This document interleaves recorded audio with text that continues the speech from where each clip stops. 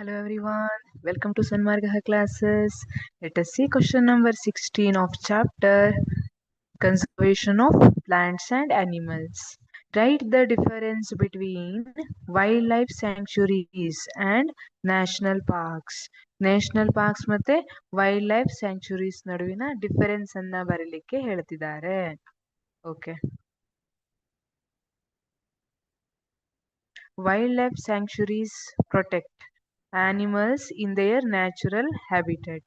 ಇಲ್ಲಿ wildlife sanctuaries they protect animals in their natural habitat, whereas national parks protect both animals and plants and are more strictly protected.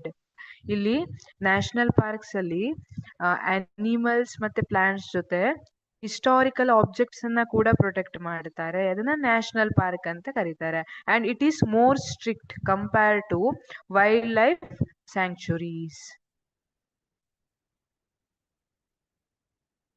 People living here have opportunities for activities such as grazing livestock and collecting medicinal plants or firewood.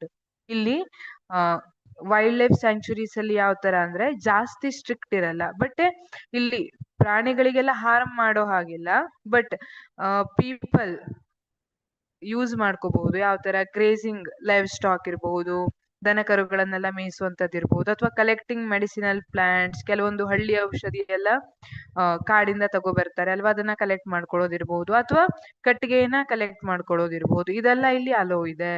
But activities such as grazing domestic animals and collecting firewood or medicinal plants are not allowed here.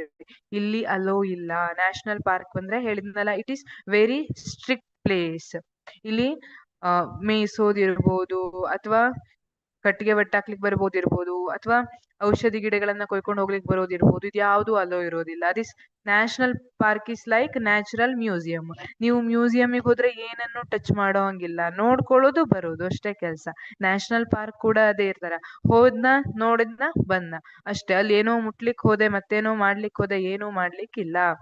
Such activities are prohibited. Thank you.